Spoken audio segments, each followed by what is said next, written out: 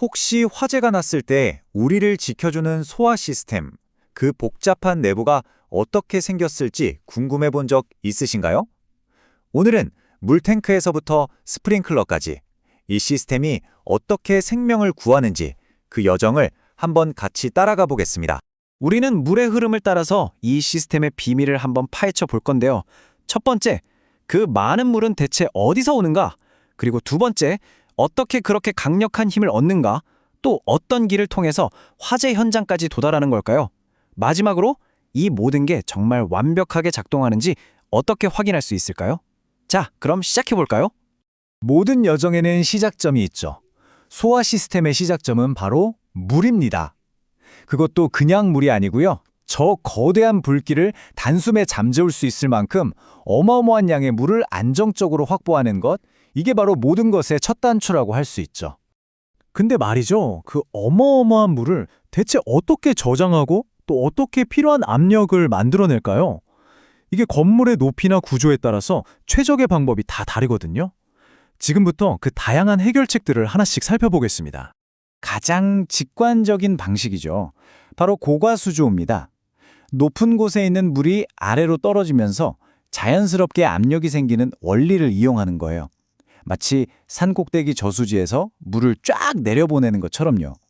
별도의 동력? 전혀 필요 없어요. 오직 중력만으로 시스템에 힘을 주는 거죠. 만약에 건물이 그렇게 높지 않으면 어떡할까요? 그럴 땐 이 압력 수조를 씁니다. 하나의 탱크 안에 물이랑 공기를 같이 넣는 거예요. 그리고 공기를 꽉 압축해서 그 힘으로 물을 쫙 밀어내는 거죠. 딱 헤어스프레이 캔 누르면 칙 하고 나오는 거랑 똑같은 원리예요. 가압수조는 여기서 한 단계 더 나아간 방식이에요. 물탱크랑 압력을 주는 가스통이 아예 분리되어 있는 구조거든요. 이게 왜 좋냐면 필요에 따라서 압력을 훨씬 더 정밀하게 그리고 더 강력하게 제어할 수 있게 돼요. 그래서 더 까다로운 조건의 건물에서도 안정적인 성능을 보장할 수 있는 거죠. 자, 이 표를 보시면 세 방식의 핵심 차이가 아주 명확해집니다. 고가수조는 자연의 힘, 즉 중력을 이용하죠. 반면에 압력수조와 가압수조는 인공적인 힘, 압축 공기를 사용합니다. 여기서 가장 큰 차이는 그 압축 공기가 물이랑 같이 있느냐, 압력수조, 아니면 외부에서 따로 공급되느냐, 가압수조 하는 점이에요. 결국 어떤 힘으로 물을 밀어낼 거냐, 바로 이 차이인 거죠. 자, 이제 물은 준비가 됐습니다. 근데 이 물을 건물 구석구석으로 보내려면 정말 강력한 힘이 필요하겠죠. 네, 바로 소화 시스템의 심장 역할을 하는 펌프가 그 주인공입니다. 주펌프는 말 그대로 시스템의 주전선수예요. 화재 경보가 딱 울리면 바로 이 펌프가 엄청난 힘으로 회전하면서 소화에 필요한 대량의 물을 배관으로 마구 밀어넣기 시작합니다. 시스템이 성공하냐 마냐는 사실상 이 주펌프의 성능에 달려있다고 해도 과언이 아니에요. 근데 만약에 진짜 가장 중요한 그 순간에 주펌프가 고장나면 어떡하죠? 와, 상상만 해도 끔찍하잖아요.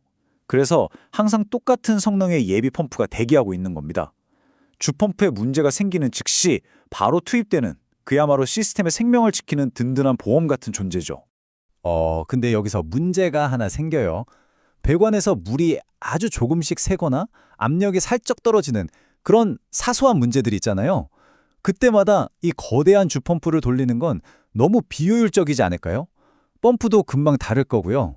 바로 이때 충압펌프, 다른 말로 작기 펌프라고도 하는 녀석이 나섭니다. 이 작은 펌프가 배관 안의 미세한 압력 손실을 딱 감지해서 조용히 혼자 작동해서 압력을 다시 채워 넣는 거예요. 덕분에 저 큰 주펌프는 진짜 비상사태를 위해서 에너지를 아끼고 수명을 보존할 수 있는 거죠.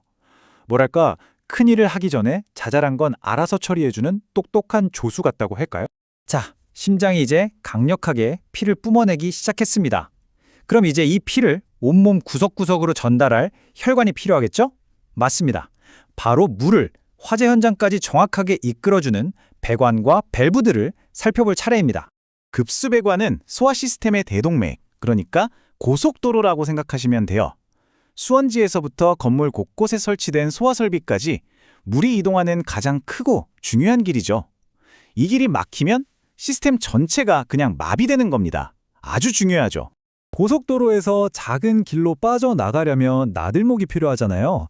배관도 똑같아요. 왼쪽에 보이는 확관용은 주 배관에 구멍을 뚫고 그 부분을 살짝 넓혀서 가지 배관을 연결하는 방식이고요. 오른쪽의 비확관용은 그냥 주 배관에 바로 부속을 딱 용접해서 연결하는 방식이에요. 당연히 시공법이나 강도에서 차이가 나겠죠?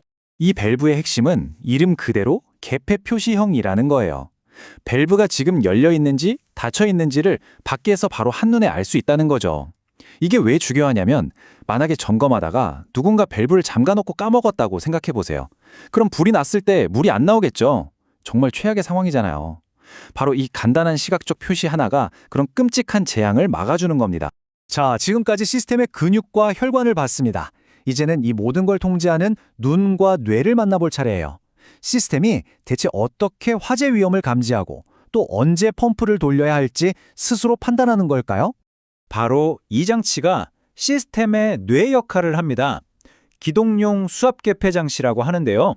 예를 들어서 스프링클러가 터지거나 소화전을 열면 배관 압력이 훅 떨어지겠죠?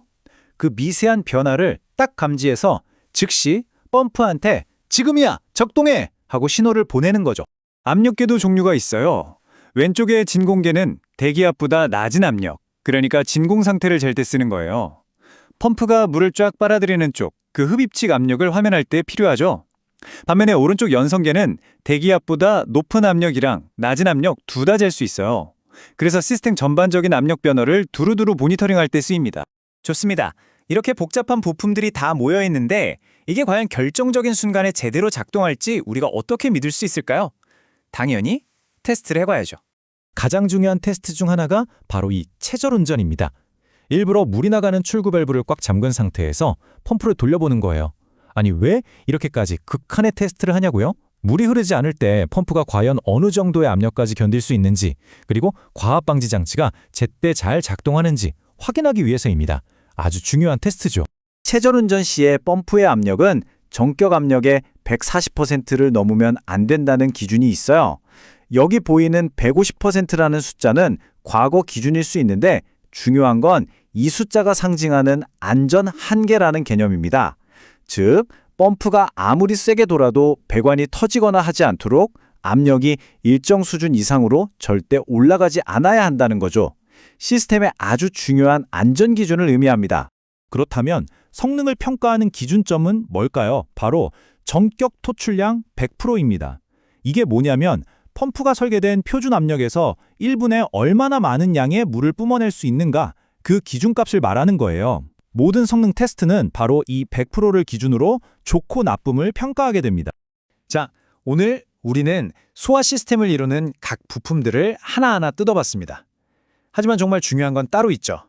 화재가 발생한 그 짧은 몇 초 안에 이 모든 부품들이 어떻게 마치 하나의 교향곡처럼 완벽하게 협력해서 움직이는가 하는 점입니다. 바로 그 정교한 조화가 우리의 생명을 구하는 진짜 열쇠 아닐까요?